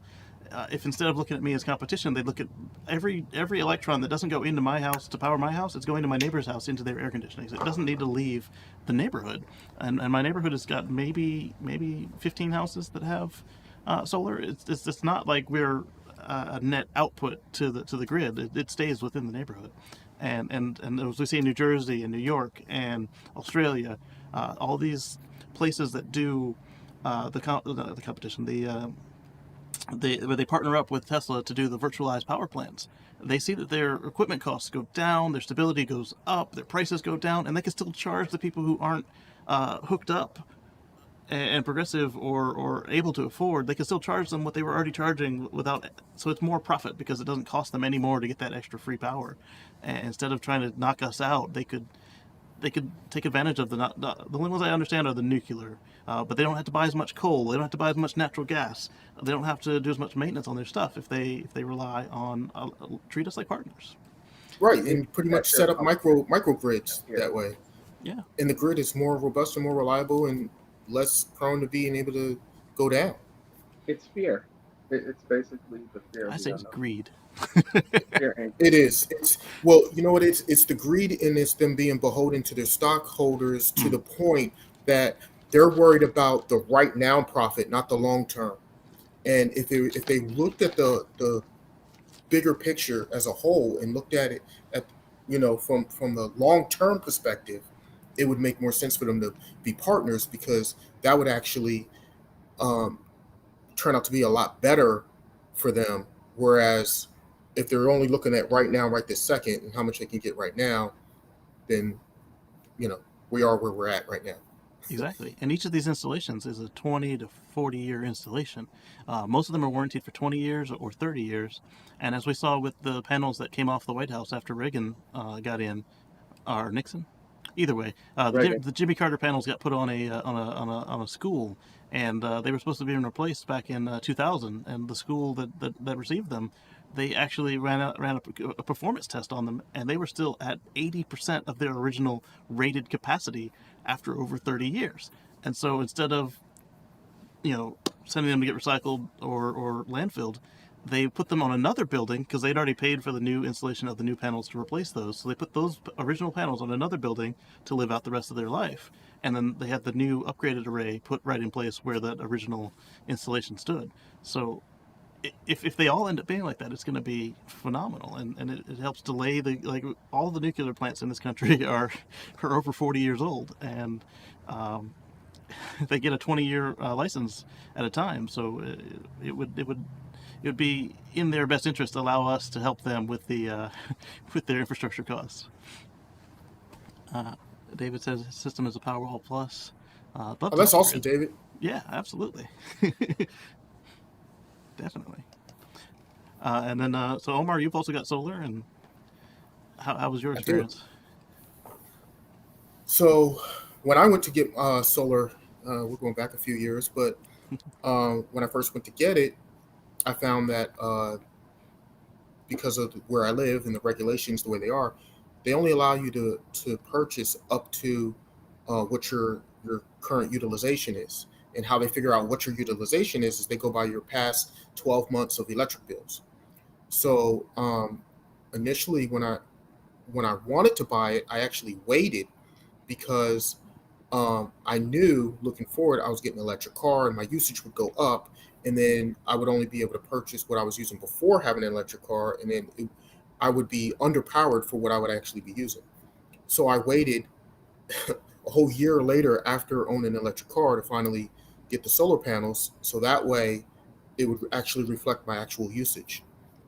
And then it's been great ever since, though, because now, I've been paying the local electric company roughly $6 a month, and that's just for the fees that they charge just for being hooked up to the grid. I Yeah. literally don't have any any additional to that. So what my solar panels overproduce all summer long in the wintertime when snow covers some of it or whatever, they actually do net metering here. So I get the kilowatt credits for the overproduction in the summer. And in the wintertime when we have shorter days and snow, I go through those credits. Yep. And it just all balances out. It's phenomenal. Exactly. So in the wintertime, you're either being net to them, or you might pay them a couple dollars for your extra uses in the wintertime. And in the summertime, they get to sell everything that you've given them extra as full profit. I don't see the problem with it. So let's get into a little bit of the current events. Elon was recently called out by a UFC fighter. How familiar are you all with that story? I want to call him out, man. I wish I had that kind of clout. I guess if you're famous enough and you make enough noise, you get what you want. Yes. So, for those who aren't familiar, tell them what happened. So for those that aren't familiar with the story, there's a UFC fighter.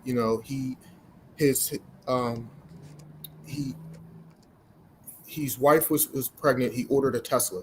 It's the safest car in the world. He ordered a Model X while his wife was pregnant, right? He had been waiting so long that she had the baby. The baby's 3 months old. He still hadn't gotten his Tesla.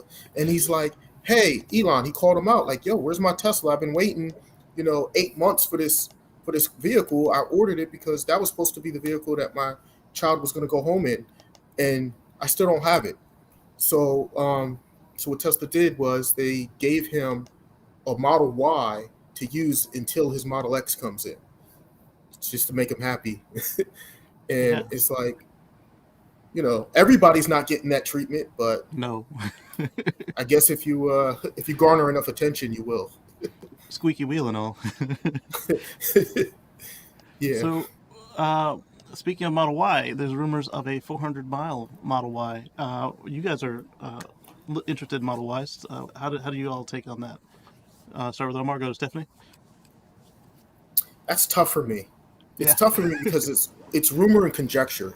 Here's the thing. It is very possible that when they switch over to those 4680 cells, that the Model Y could have a 400-mile range. However, it's also very possible that they decide to actually just put less battery cells in it so that their cost is lower and have like a 350-mile range or something like that, right?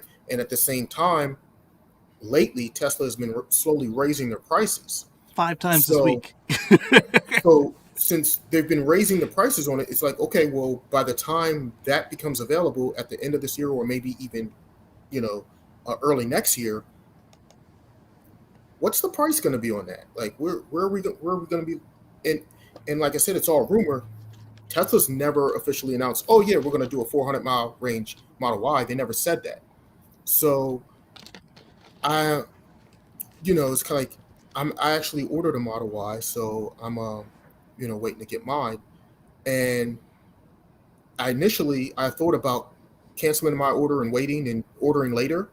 And then I thought about it and I said, no, I'm just going to keep what I got. My price is locked in. At least I didn't, there's been price range.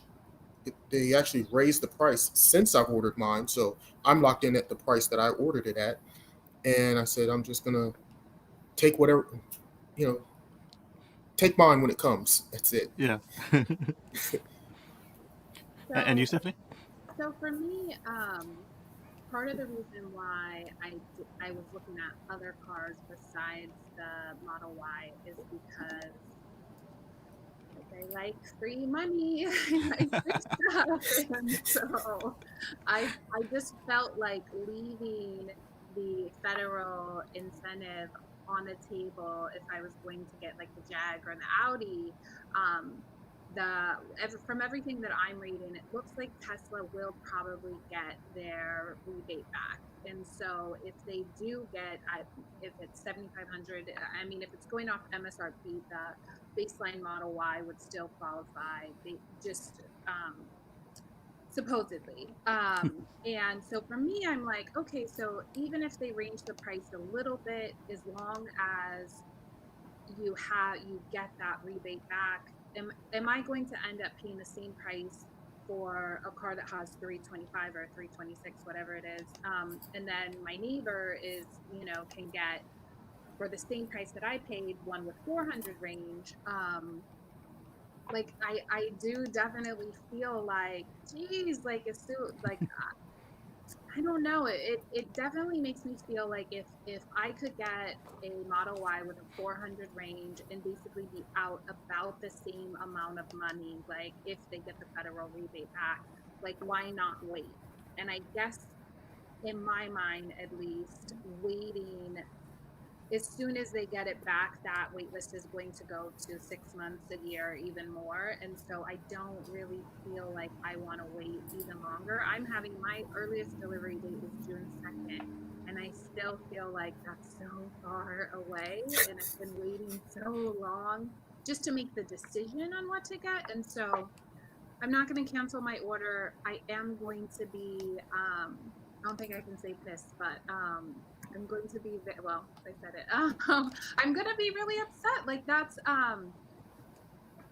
it's a lot of money, but I also have zero trust in Elon with his transparency on timelines. And so I'm not gonna wait and cancel and see, but if they get the rebate back and the price increase is under 7,500, and it doesn't bump it up to being outside like that original like MSRP that they're talking about, I'll be a little annoyed, but I'll also hopefully have been flexing on folks with my Model Y for a long time, like months and months before people get it. So I think I'll still be happy. Well, we'll see what happens. Well, one of the things, like you said, you can never trust Elon time. Right. Oh, yeah, we know how that goes, right? So that might not be available till the end of next year or something like that, right? And do you want to wait that whole long time with not having a Model Y? So and the other thing is, if you always wait to try to get the best thing, you'll always be waiting because there's always the Yes. next best thing coming out right behind it. So no matter when you get it, you always know, okay, there's gonna be some type of improvement coming down the line at some point. Right.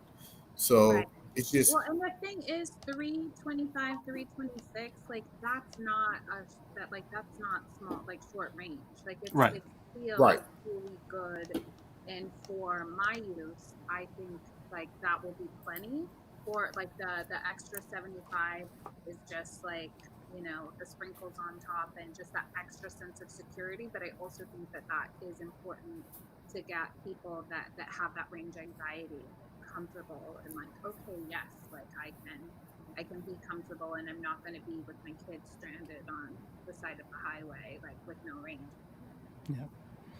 So David asks how much the price has increased overall with those 5 increases.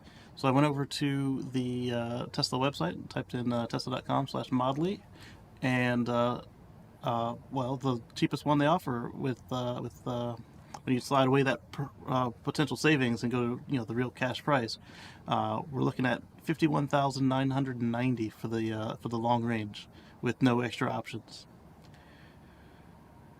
Is That there gets a you three. non-long range You're version? not getting So a it's bike so it's rack. basically 52 grand now. Yeah, yeah. They had 5 price increases in this week. Wait a minute, is there no long range option for the Y? That is long range. No, that is the long range. No, They don't have there's a short no range. They don't have a non-long. single motor. Like they dropped options. They increased prices, and what they're doing right now is just trying to keep their production in line with their demand, and so making it more expensive gets them more profit for folks who don't want to wait, as well as allows them to then invest that extra money back into more production. So it's smart on their part, and it's frustrating for anybody who was just about to pull the trigger, and then all of a sudden it's $500 more, and then I mean, at the I'll same wait, time, and then it's 500 more again. It's like, oh, let me just do it now. It's 1,000 now. at the same time, I mean, they're suffering from the same thing everybody else is suffering, which is there's chip shortages, and also there's material costs that have gone up. Steel itself has gone up over 5 times the amount from year over year. So, um, all the material cost, everything, their actual costs are going up for them to manufacture. So everybody's going through the same thing right now. It's not just Tesla. All manufacturers are running into the same problem, that the manufacturing costs are going up. And so, Tesla being a somewhat lean company as it is, as far as their profit margins and everything else, as far as them putting money back into their R&D and building factories and everything else, they're running pretty lean. So because of that, as their price goes up, they have to, increase the price to the customer. It's just passed on to us. Yeah. So this week, Ducati announced why they haven't done an electric bike yet. And anybody have any guesses as to what it is? Batteries. It's got to be batteries. That's a good guess. People like that sound. Yeah, That's another good guess. It's got to be batteries. Because they Go ahead, can Dan. still sell both. Like there are people, you're right, that like the sound, but they can. Yeah. torque. It's not like they were going to stop selling their gas bikes. No, were even just gonna even sell a bunch of even EV ones Ducati- too. Yeah, even Ducati wouldn't suggest that EVs don't have torque. All right, so what it is they don't know how. So according to this article by Electric, they we want to produce electric Ducatis, but we cannot guarantee the pleasure, the range, and the weight that Ducati riders expect. And I'm sitting here looking at this. I'm like, well, if all people Harley can figure it out, Zero had it, Polaris had it. I think that just means they don't know how. That's what that's saying. They're too prideful. Yeah. I mean, all they got to do is contract that out. Magna would be glad to build them a bike. Listen, they could partner up with Zero. Zero would they could use the Zero powertrains and put them in their bike and call it a Ducati. They can lose Exactly. anybody's powertrain right now. Or Yes. bike. Yeah, but they the whole not invented here syndrome. All right, so the next one is the U.S. House lawmakers support $8 billion for electric postal cars. As we saw with the new ugly postal truck, it only is up to 10% electric. Instead of it was announced what we were getting after the current administration announced that they were going to require all public. They want vehicles. to transition to all EVs, right? Exactly, and then this came out and we're like 90% gas. What is this? And so the House lawmakers are now suggesting that they should correct this oversight. They should. Like They're a trying hybrid? to catch. Even hybrid would have been better than they're just gas. There's we'll slide in 8% of our fleet to be electric. They're trying to buff the pockets of their oil. Well, the same guy is still running the postal service as the one that screwed it up last year. Magically, these machines were scheduled to be taken down right before the election. Remember, Nobody needs to sort mail quickly during a volume crush. Right. Remember when they were literally getting rid of the sorting machines and then literally going down streets and pulling mailboxes off the streets and getting rid of mailboxes? And and after they were told to stop pulling the mailboxes, they started locking the mailboxes. And then they completely cut out their overtime for the delivery, for the postal workers and stuff like that. I mean, they were doing all types of stuff to sabotage the mail system pretty much. Well, that same person that was doing that was in charge of that is still the same person that's still in charge of the postal service right now. Absolutely. So, I'm not so confident that the postal service is going to do the right thing until that leadership changes. Yes. I agree. And the contract was awarded under who and his postmaster lackey. Yes, exactly. Exactly. So I've got a picture to share here. Let me see if I can't work my screen share today. I found this on Reddit. Somebody got one of the newer Powerwall Pluses with the meter socket adapter. We were talking about how with the Powerwall Plus, you would only interface with the Powerwall would be the only interface between Tesla equipment and the power company. And so they've now taken it from the little box gateway to we get the this meter adapter, and it's got the same part number as the older adapters. So this is an interesting development, and that it will be a lot easier for Tesla to do the installs, and it does do that mission of only letting the Powerwall be the interface, and that is really cool. That is cool. That's interesting. Yeah. That is very dope. I want a Powerwall. The Tesla right now won't sell me one without buying solar, but I already have solar. I know somebody who's got one in their garage 9 feet below them. Yeah, right. I know somebody who might want to buy that one. off of that Excellent. person. Excellent. I think there should be some At least- discussions that we had. At least that all niner is solved. So another option, another not option, but another item that came up was SpaceX's Moon Dragon will probably, or AKA the Dragon XL, might be enabled for, or I don't want to say enabled, but they might turn it into additional sleeping space for the astronauts around the Lunar Gateway, because SpaceX has shown that they have some prowess in building spacecraft, and even though this won't be man-rated for launch, it will be man-rated for habitation. So it'll go up on a. The reason it's not going to be man-rated for launch is because, well, one, it's not equipped to return to Earth in the case of an emergency, and two, Falcon Heavy is not man-rated, so that would make it harder to deal with. That's going to be interesting. It's all good, new exciting stuff coming. Absolutely. And so it's going to be amazing once this once the Starship comes onto the scene, because it's going to be cheaper to run, so they're going to just replace everything with it, and it's going to be amazing to see this thing that's the size of the space station docking with the space station, and it could literally it could literally take the Lunar Gateway down to the surface of the moon if they wanted to, and it'll be docking with it. People will be sleeping on the small one and getting on the big one, and then it'll be fun to watch this one play. There's a lot of possibilities with that. It's going to be interesting to see what they do. Yes. So a couple people went to the Peterson Museum, and they caught wind of a plaque underneath the new 2020 Roadster. And we already knew it was going to be fast with the SpaceX package, and we got a little bit of a surprise when we read the plaque, and it said 0 to 60 in 1.1 second with the SpaceX package. And folks were like, Elon, is this true? Elon, is this true? And he didn't confirm it for quite a few days, actually. And then finally he acknowledged that, yes, that's the speed of the SpaceX package. So literally, you'll be, extra legal speeds before your foot fully hits the, as you go to smack the lightning pedal to the floor, before you actually get it to the floor, you'll be at extra legal speeds. Elon, can you imagine that type of speed? Like, okay, so first of all, so when Ludicrous mode first came out, I test drove a Tesla Model S that had Ludicrous. Yes. And when I put that pedal to the floor, my wife was really angry at me. And I get that all the time. She did not like that at all. Okay.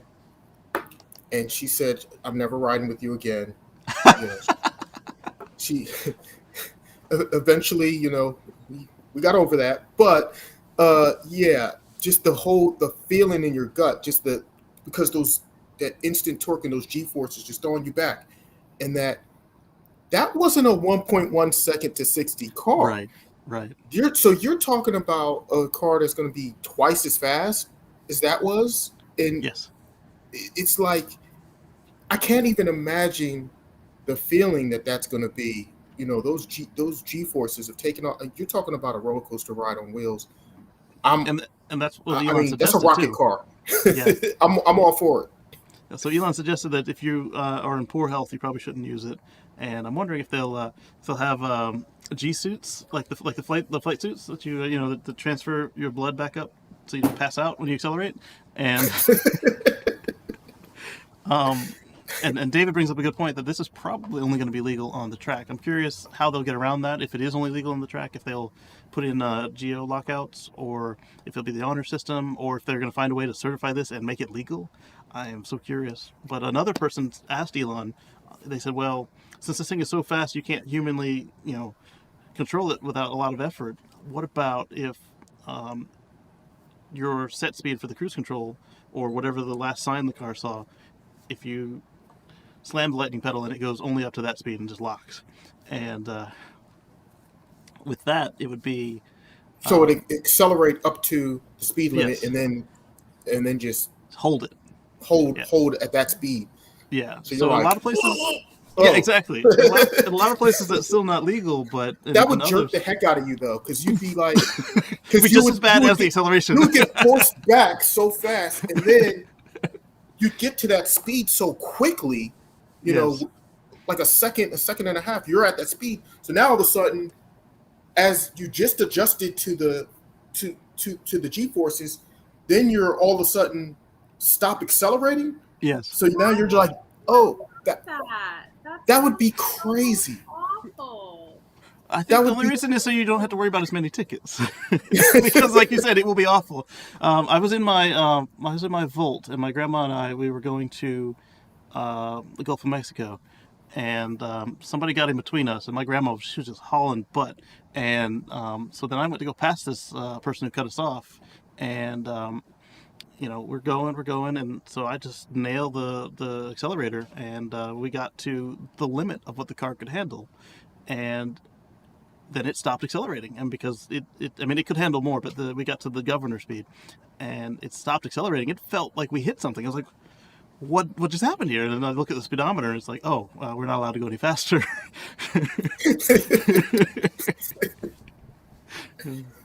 Yeah, so I hope that that's just like for like a track mode setting or something, and that you only use it at the track or something like that. Right, There's right. a lot of disclaimers with that. Because they'll still have ludicrous, insane Plaid and maximum Plaid, because it's got the SpaceX package, so it'll have access to all that other stuff. So hopefully this is thought through, or has Yeah. enough disclaimers, and like if you use it, hopefully the safety autopilot is Because I can ready. see somebody like really losing control of their vehicle That's because what I'm they can't saying, yeah. handle that type of speed, and they're not trained race car drivers, and they don't know Exactly. how to handle that. And I could see like horrible accidents happening.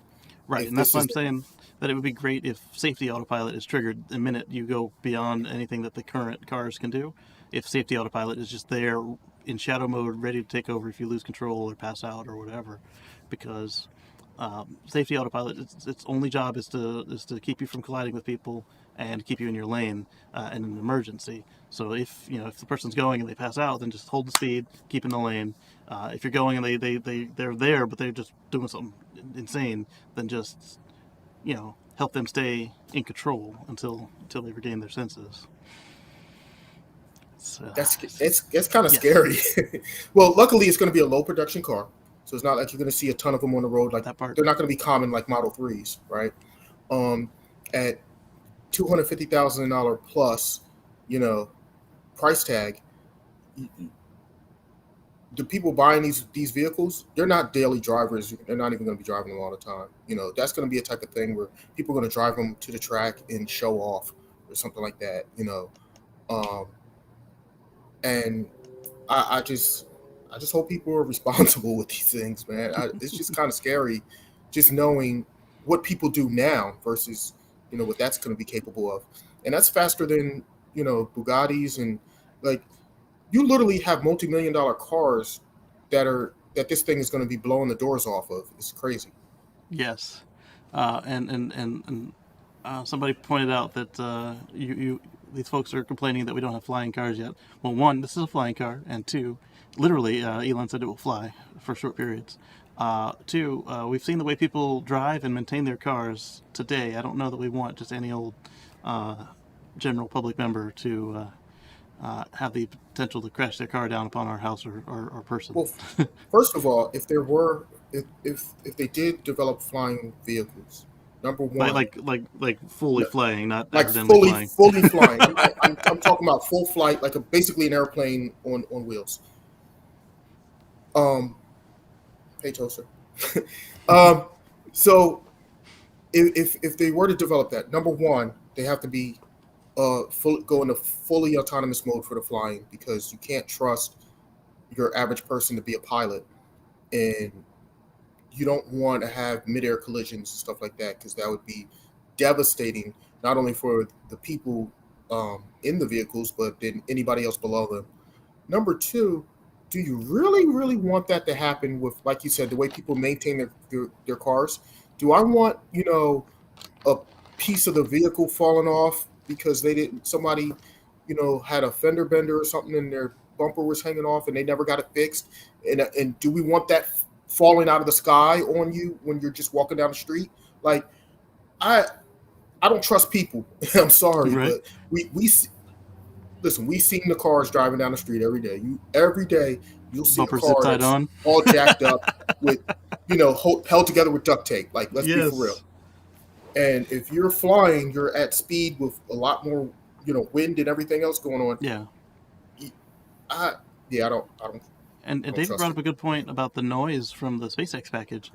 That's going to be noisy, but imagine a flying car, and imagine everyone with a flying car. It'll be uncomfortable to live anywhere above ground at that point. And I don't want to I live live fairly underground. close to an airport, and Yeah. I hear the planes flying overhead or whatever on their flight path when they're going to go land at the airport. And I can't imagine just all that noise all day, every day, nonstop. Yes. Yeah, I do like the idea of like earthed homes, but I don't want to be forced to live underground. Right. Yeah. I mean, Dan brought think about drones, right?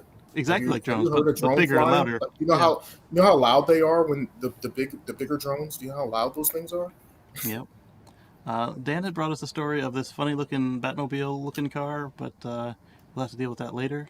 The Tesla Model S Plaid delivery event is now June 3rd at the California factory. The fastest production car ever at 0 to 60 in under 2 seconds. So a lot of folks started getting their email saying when they'll receive their car and that they've been unblocked. We were wondering about how long it would take for these Plaid cars to start being delivered, the regular Plaid, not Plaid Plus, and what high voltage and performance racing was just telling us is that they received an email apologizing for the delay, and that was really cool. But there's the Plaid Plus. So these Plaid delivery events are going to occur at the factory, and some folks have seen Model Ys and a couple other vehicles being staged at the delivery centers, but still not being sold because of these missing pieces that we've had discussed earlier. And So what are the missing pieces? They don't say. That's the mystery. Right. And whatever it is, it's enough that it can be done at the service center, so it can't be too big, but just enough that they can't sell the car. And then one person was even told about the 20 cars at the Richmond service center. They were told they're waiting on a software update, but I mean it doesn't take that long to update 20 cars software at the service center. It's really, really straightforward to do. So I think that they are also missing pieces, and we'll see what happens with that. Yeah. And then I hope they get those parts soon. Yes. Start delivering.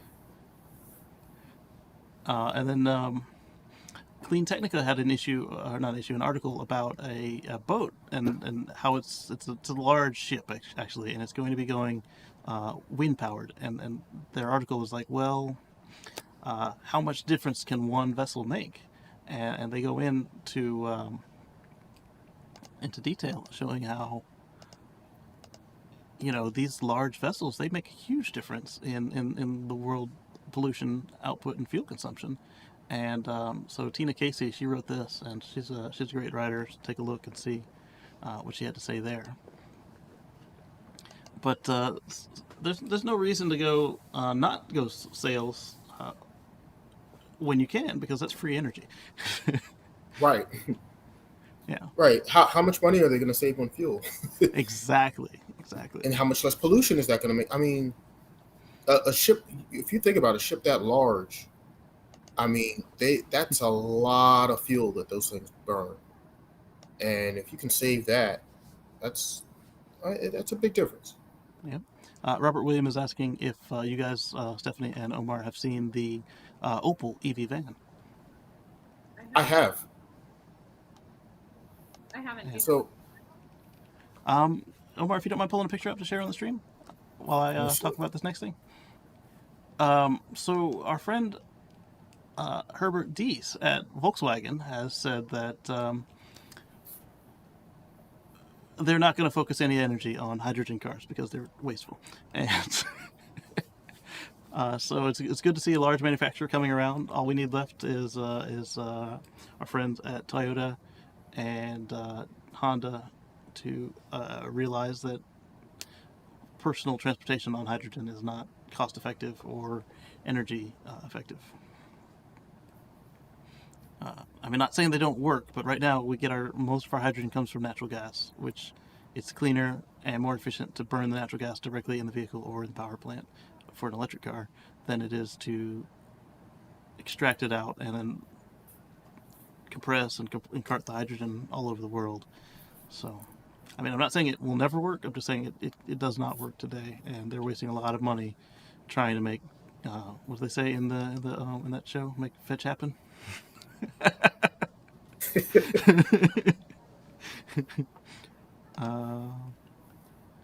Let me see here. Omar sent me a picture. Yeah, that one. That's the one. If you share it on screen, please. Are you sharing it? I wasn't. You share Oh, okay.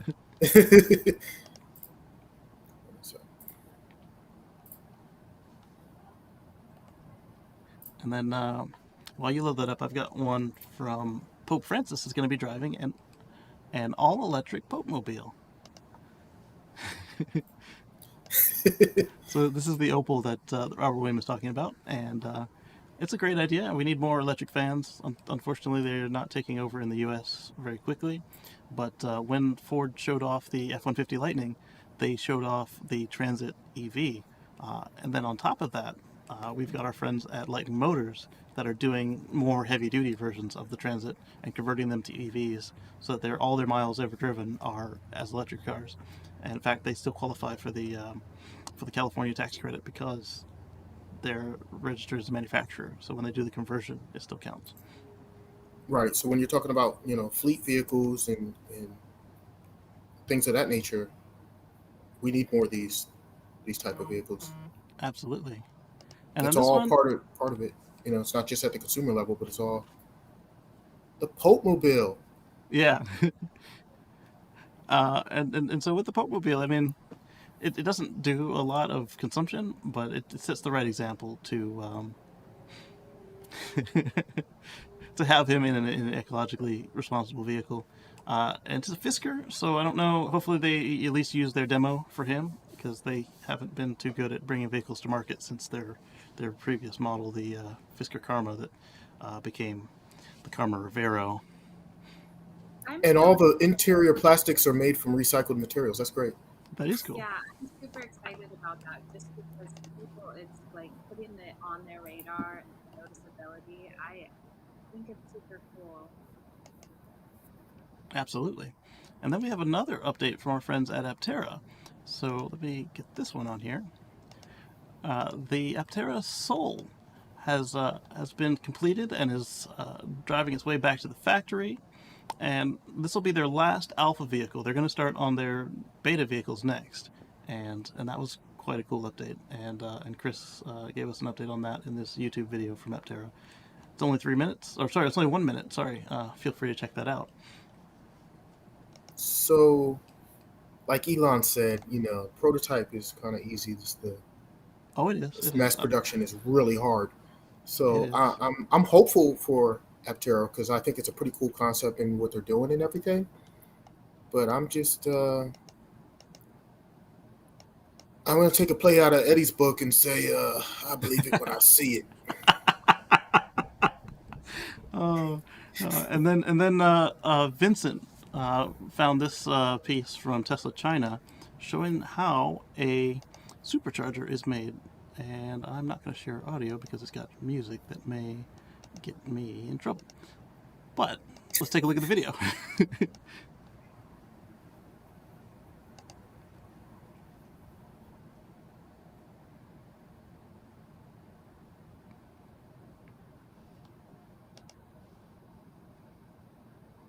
So is this how the superchargers are currently being made?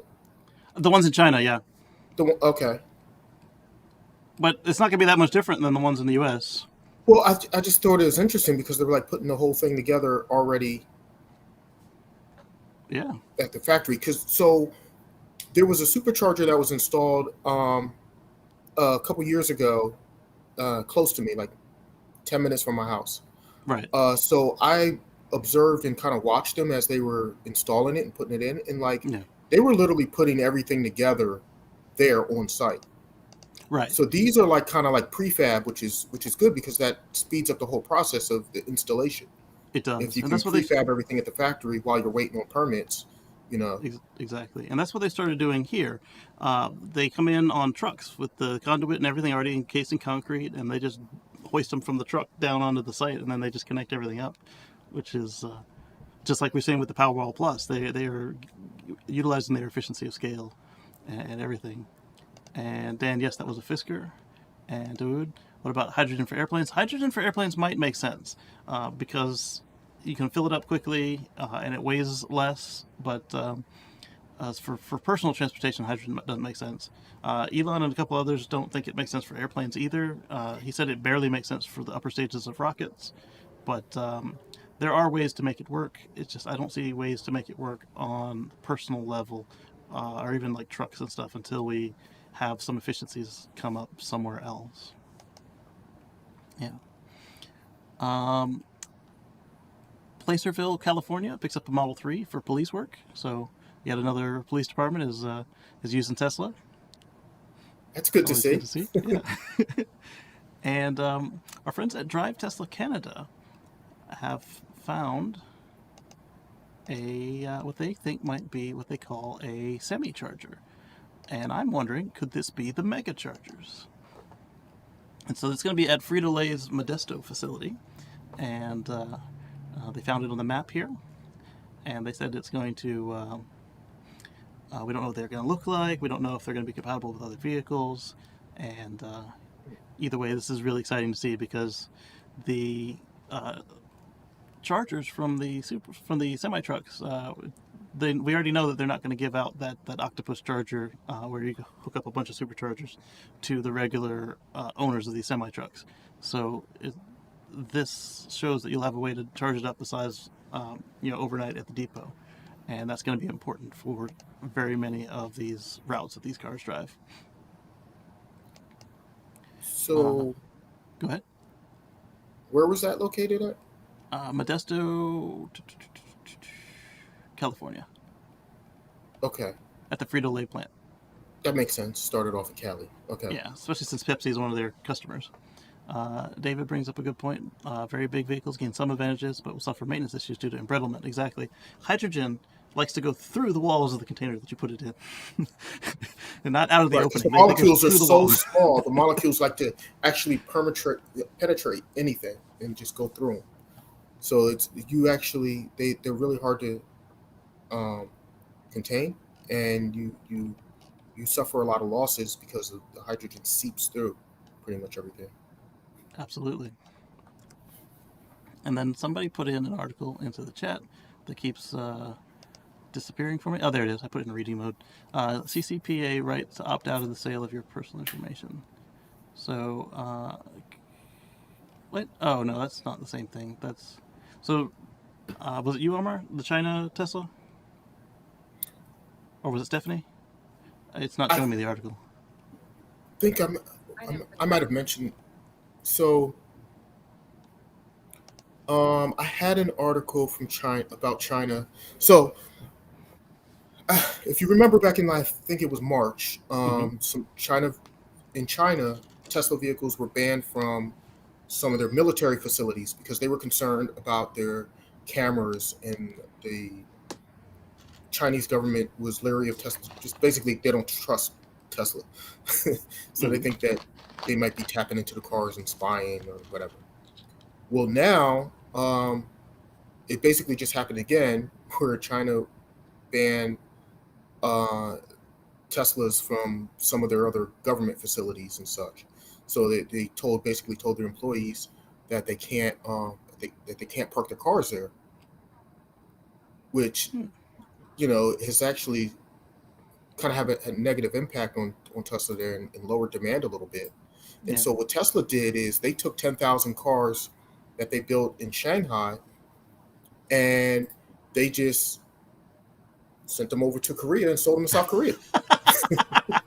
Oh, you don't want them? We got you. We got you. Yeah, exactly.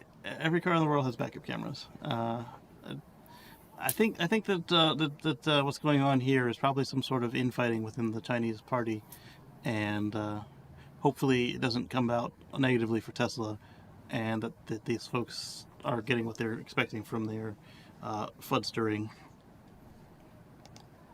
You're in Modesto now. Okay. So what they showed on the map is it'll be nearby where you are at the moment, which is really cool stuff. And it'll be interesting to see how they handle it, because I was watching a video by Johnny Harris where he was explaining how China built a bunch of these government buildings for Africa, and in one of the countries, the government hub they built for them was bugged, thoroughly bugged, and then the servers that they put in for them were all phoning home to China at night after the African government went. That particular African country's government went home for the night. The servers that the Chinese put in would just phone home, and so they found these servers and pulled them, and then they China offered to put in new ones for them, and they said no, thank you, no, we don't like that. And before the new servers were put in, they did a bug sweep, and there were bugs everywhere in this building. We're talking restrooms, news desks, offices, and it was. I mean. Oh well, listen. The Chinese have been in the espionage game forever, and so they've gotten really, really good at that. Yeah, what we've seen with protection is so that, of course, as a result of that, they don't trust anybody else because they think everybody else is doing the exact same thing that they're doing. exactly. So that's one of the reasons why they don't trust Tesla, being an American company, having a bunch of cars that have cameras. And by the way, all the cars are also connected cars. Right. But see, So- that's the part I don't understand. Is that would Tesla risk their license in China? And all the cars are already connected through Chinese connections in China, so it would be immediately detected if they were doing stuff like this. And so I think that whoever it is in the government there that's stirring this up, like with the brake failure allegations and the spying situation, is it's like, really, that's stuff that we would do. So why aren't they doing it? Right. That happened to you at the school, yeah. Absolutely. So we have run a little longer than we typically do, so I won't do any of the pre-selected questions, but we answered everybody's questions on stream. I want to thank everybody for coming through. I want to thank Dawood for becoming a channel member. And after I finish all this, I recommend going over to watch the rest of Ricky's stream. So panelists, stay by, and got a little video for you guys, and we'll catch you on the flip side.